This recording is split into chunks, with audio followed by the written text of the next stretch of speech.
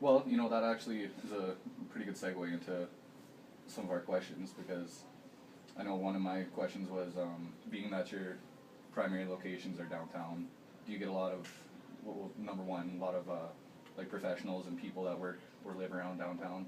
And then number two, would it be a lot of lunchtime clients? Yeah, yes and no. Not as much as you'd think. So we train out of the Epcot Tower a couple blocks away, but it's only for tenants of that building. Okay. And then we train Scotia tenants here, but it's only for Scotia tenants. I can't allow anybody else to come in here. That'd be like working tenants? They have to work inside Yeah. the building. So there's 2,000-ish employees here, 2,000-ish employees there. The catch is there, though, is that we struck a bit of a deal with them saying that outside people can't get memberships there, but if I'm there, I can train anybody I want at the other location. Excuse me, that way, because they pay us a salary to be there, but they only pay us a salary between 10 and 2. So if I have clients at 5 or 6 or 7 o'clock, and I'm there, that means that place is being supervised for 2 or 3 or 4 more hours that they're not paying for, so it's a win-win. Yeah. So they made that exception for us, but here they don't. Okay. So yeah, we don't really, and Edmonton downtown is such that you probably heard them talk about it in the media how they want to revitalize downtown, but as soon as 5 o'clock hits, everybody filters out of here. Yeah. So there's very few people in the gym after 5 o'clock here. And lunch hours are busiest, but it's 1 o'clock now. I mean, we have a yoga class going on here, but it's really not that busy. And people are still running outside, but Yeah. it's really not that busy. Do you think you'll pick up a little bit in the winter? It does a little bit, but and it's neither here nor there. But like 10% of people work out really, 10% of the population.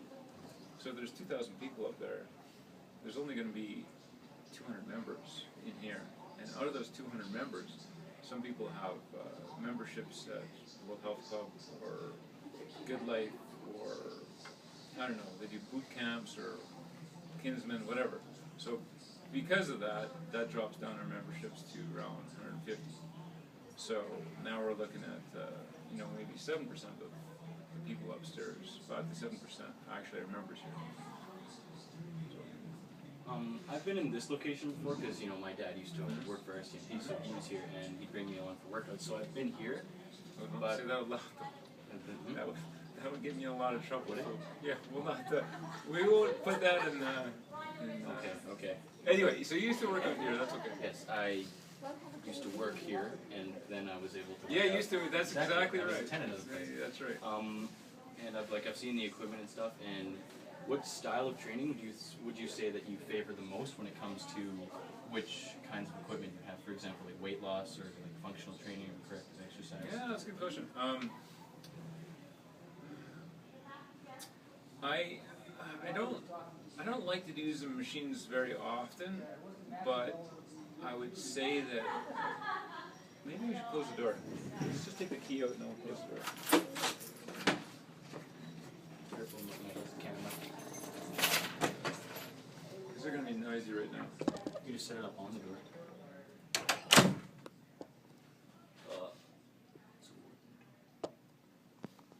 Did it work? They're kind of crooked now. Yeah. That should do. There we go. That's really cool. Wow. It's losing strength. There we go. Done. Awesome. Okay, so in regards to equipment, I'm not a huge fan of the equipment per se, but you got to bear in mind that when somebody has absolutely no, like the ultimate of couch potato, that's where I usually start off because it's just easier. And especially because some people, they just want to know how to use equipment, so I'll just say, do these four or five exercises, and you're good to go. Because I'm not training you, you just want to know how to use them, I'll show you how to use them. But otherwise I'd be here all day demonstrating free weight exercises, which I don't want to do because I have other things on my plate. But so to answer your question, it's different things for different people. So we have the standard machines for people who are just starting out or just want to do a circuit or whatever, and then you'll have noticed we have the Bosu balls and exercise balls, and balls, I think, are they the ones with the sand in them? No, no. And we have the wobble boards, and then the little wobble boards for your hands, and that sort of thing. So sort of a little of everything for everybody. At the same time, the gym isn't monitored most of the time, so we have to be careful. So we don't have a bench press here, for instance, because somebody could get strangled. So we have a Smith machine with a safety, so you can't, and, you know. But does that answer your question? Yeah, it does. Here, let me ask the next one. Well, I was just also wondering, I was looking at your website and I saw you have quite a few trainers working for you. Do they mostly work outside of your primary locations?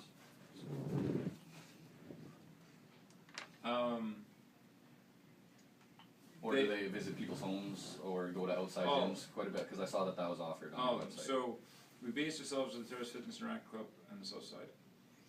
And then here in Scotia Place and Epcot Tower, mostly. And then from there, people go to homes and businesses. And the trainers go to homes and businesses and Millennium Place and Glen Ellen Rec Center. So it depends where the client lives or where they want to work out or what's convenient for them. And we also can train in City of Edmonton leisure centers too, right? Okay. So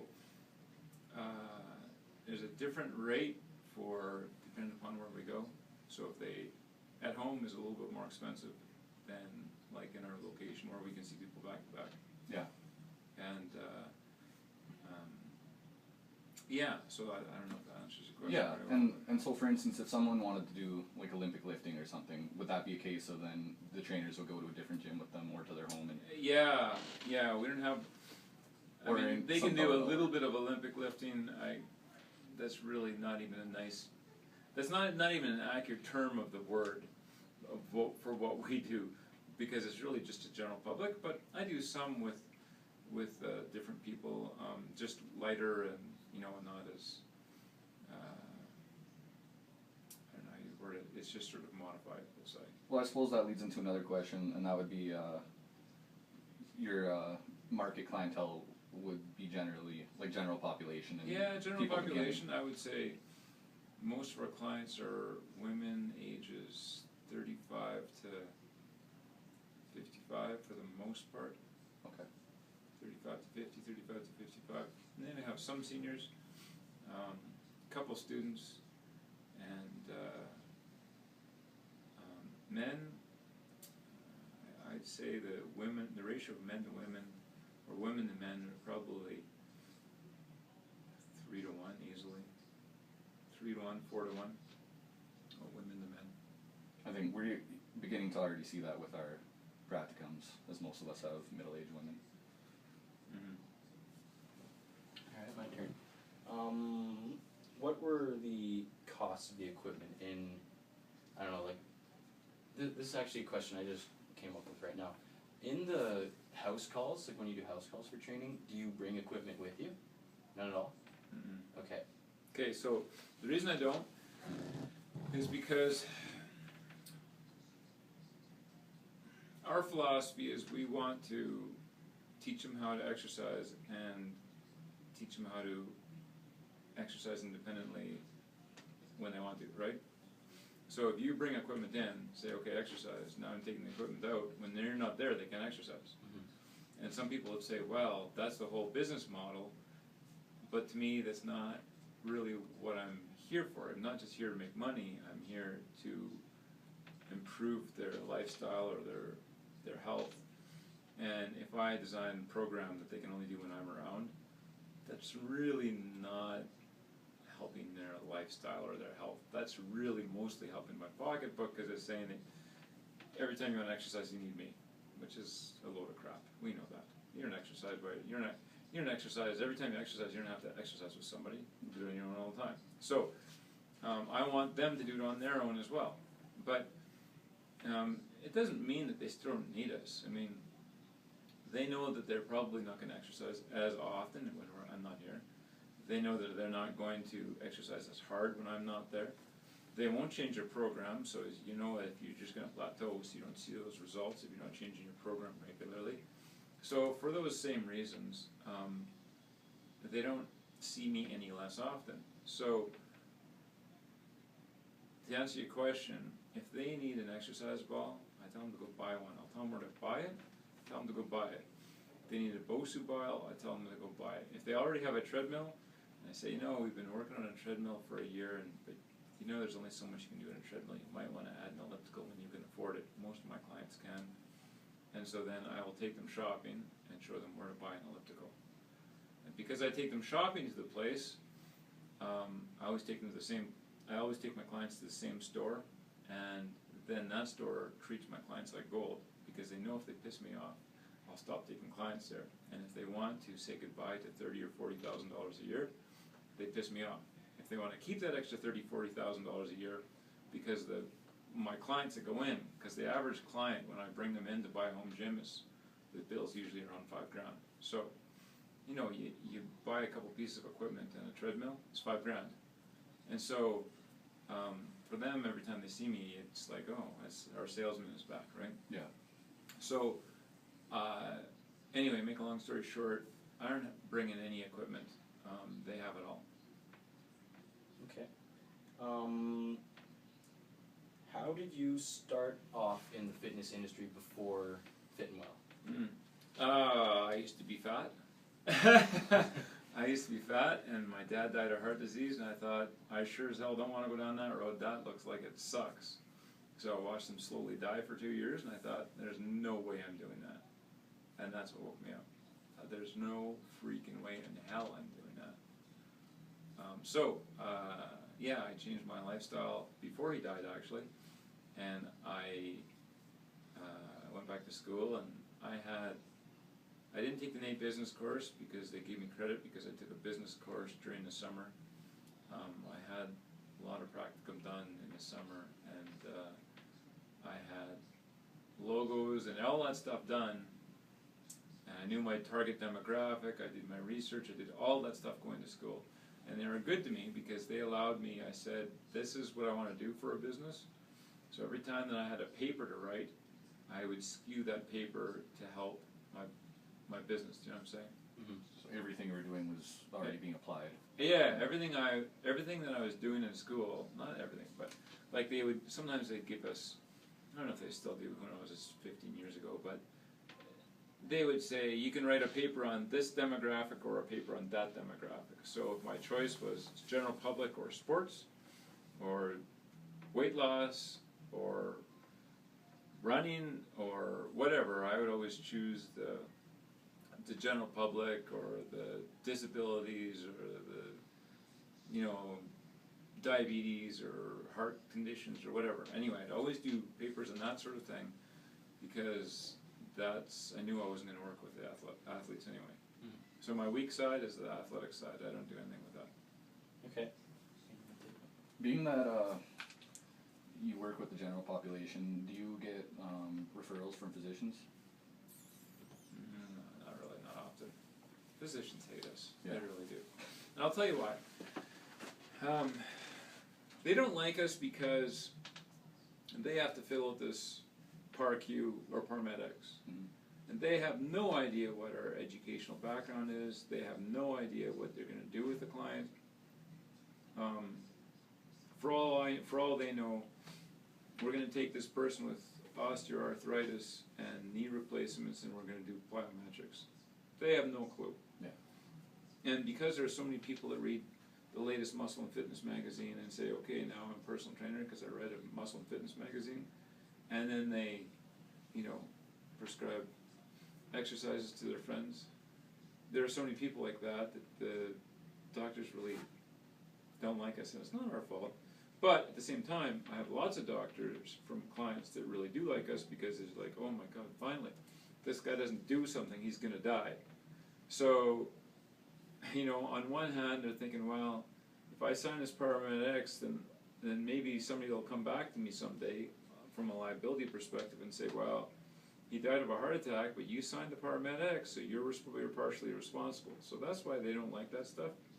At the same time, they know fully, and they've told the client such, that, dude, if you don't start exercising, you're going to die of a heart attack because, you're in really rough shape. So it's sort of a double-edged sword for them.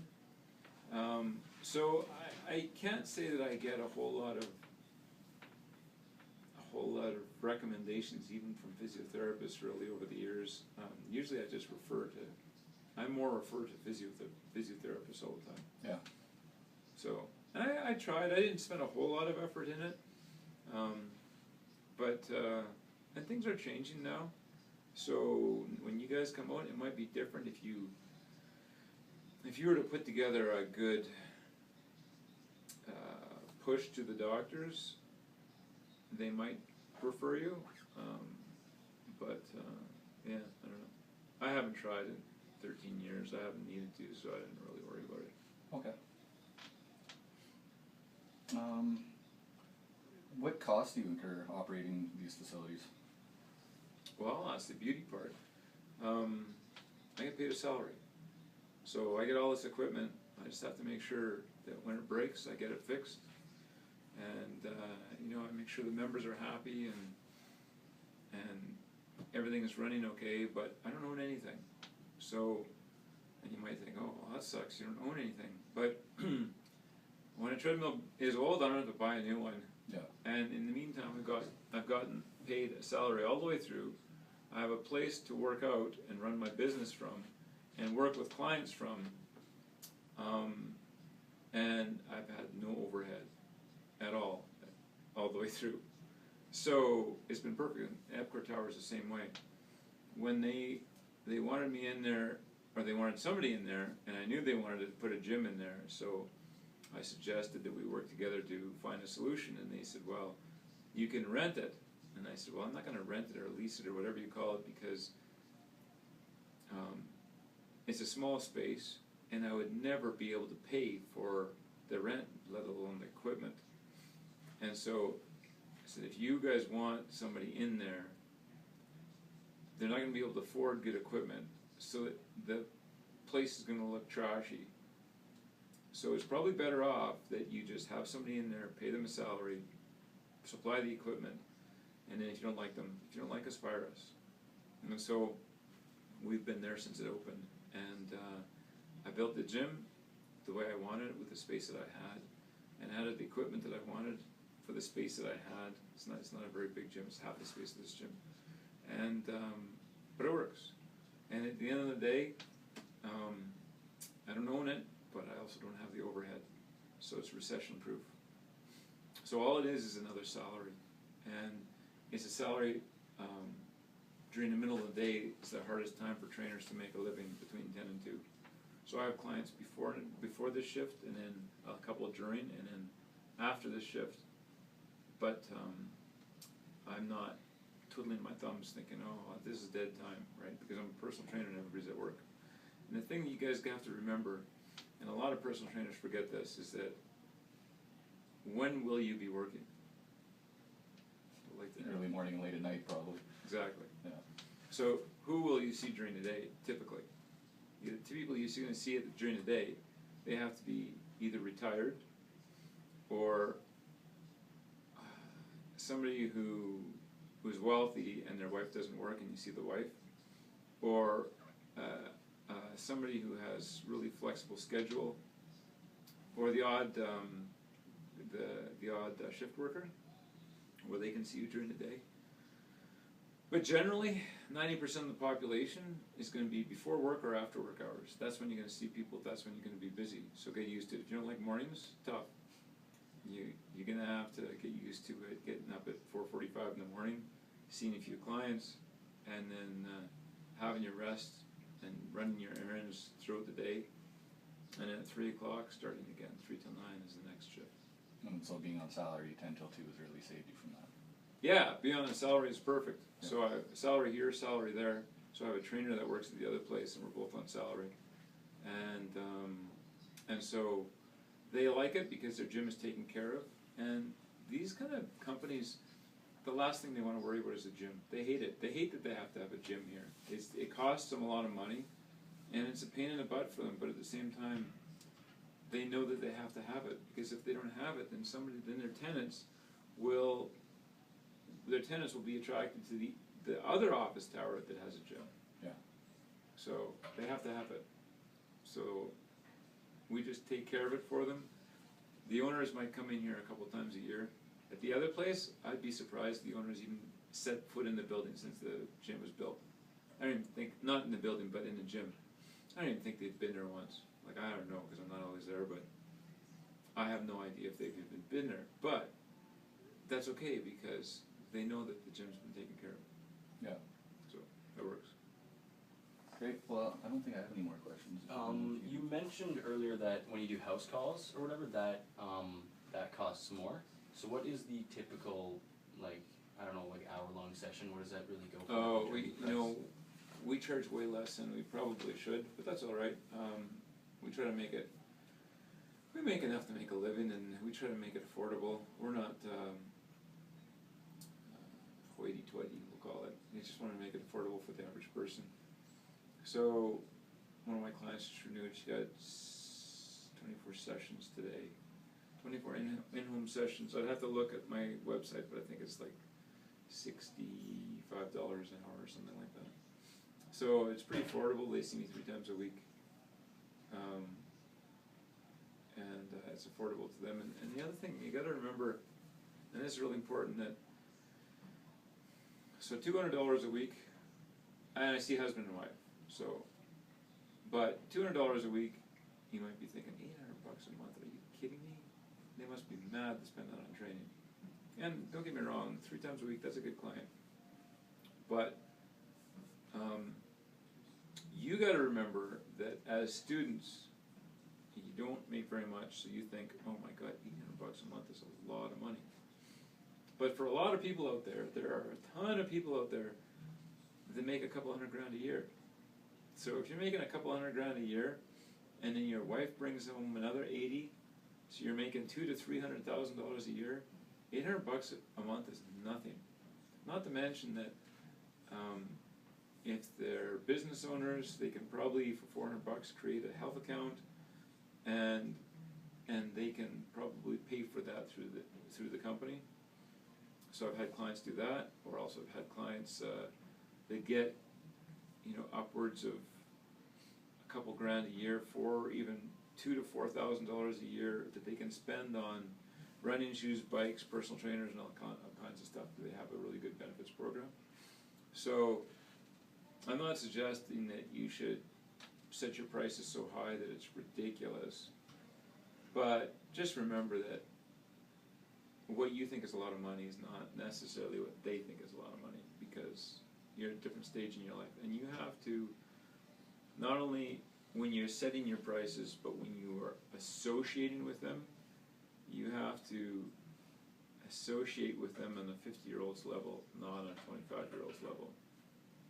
Because the way you think on a 25-year-old's level, I can guarantee you is not the way they think on a 50-year-old's level. And part of them liking you as a trainer is how they can relate to you on their level. And I'm saying that not because, that's just because it's a natural thing. I mean, if you like chicks and bars, and that's what you talk about, that's going to turn them off.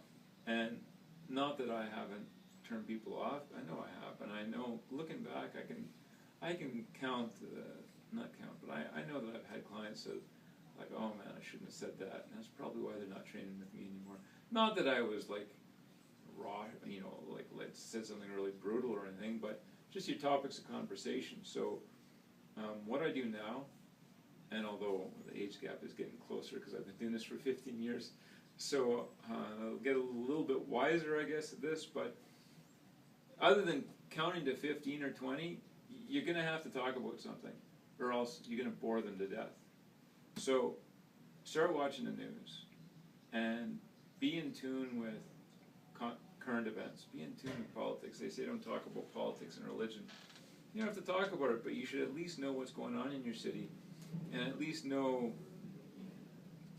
the basic religions, because that'll affect your exercise sometimes. You're exercising sometimes too. I know it sounds weird, but it will. Yeah, if you have someone that's on Ramadan. Yeah, exactly. Perfect example. Yeah. And most people wouldn't even know what Ramadan is. I don't know what Ramadan is. A month of fast. All right, so they have to fast for a month, and they're certainly not going to exercise during that time. Mm-hmm. But not only that, but okay, so Kenya just got nasty shooting in a mall, and you know, that might be a topic of conversation. They're watching that, you could say, oh man, that standoff in the mall is unbelievable, isn't it? And then it gives you a segue to something to talk about, something that you can talk about it at the same level. Because a 50-year-old woman doesn't care about chicks and bars, right? That's true. Okay, so a 25-year-old, 50-year-old, you guys are going to talk about different things. So that's one thing. We have a mayoral candidacy or a mayoral race right now. Find out what the platforms are. Talk about it, and you don't have when you're talking about politics, you don't have to say, well, that Mandel's a creep. I sure hope that he doesn't, blah blah blah. But you can put the ball in their court and say, well, it should be interesting. Who do you think will be the mayor? Or, it should be an interesting vote this time around, because it's, anyway, but you follow it and you think, the city spent so much money lately, we're really heavily in debt. To me, it makes it interesting. I wonder if the public is gonna choose a mayor that, holds back a little bit and doesn't want to spend so much because we're so far in debt, or are they gonna choose somebody who keeps on going after the shiny things and keeps spending and spending and spending. Anyway, and that'll open up the floor for them to talk. Because part of them, it's not just getting a good workout, part of them is they'll talk to you about their husband and their boyfriends and all kinds of things. Over the years, you'll be really surprised at the things that you hear. But you're also sounding board, right? If they see you at 6 in the morning, that effing husband of mine, you wouldn't believe what he did this time, blah, blah, blah, blah, blah. So you'll hear all kinds of stuff. So I guess what I'm saying is, if you're current on the current events, and if you're talking to a guy, know about the Oilers and the Eskimos, and figure them out. I mean, if they're coming to the gym, they're 50 years old and they're always wearing an Oilers jersey, you probably talk about the Oilers with them. But think about the things that you're going to talk about with each person. And I know this sounds ridiculous, and my wife will never understand, but she's like, what do you spend your time with this for, or reading that for? Well, it's not necessarily for me. It's because I don't know this person, and I need to be able to connect with them somehow so they're not bored. Because otherwise an hour is a really long time if you have nothing in common with them. You got to find some common ground with them to talk about intellectually, or else you're like, oh my god, this is snoozeville. Yeah, for sure. Mm-hmm. So anyway, that's almost as important as the working out itself sometimes. Yeah, well, you need to be able to have the dialogue. And Otherwise it's really boring. And I've had them before. It's an hour long of, oh my god, this is boring. And it's as excruciating for you as it is for them. So think about it, for them, they're in pain and they're bored. That's even worse, right? So. I think that about wraps up our questions. Yeah. that's been really helpful and informative. Yeah, it has. Anything else you want to add? No, that's great. Alrighty then. Well, thank you for your time. Thanks for coming up, Wes. Yeah, thanks a lot. That gave us a good perspective. Good. Yeah. Thanks for sending me those questions in advance. It helped. Yeah, of course.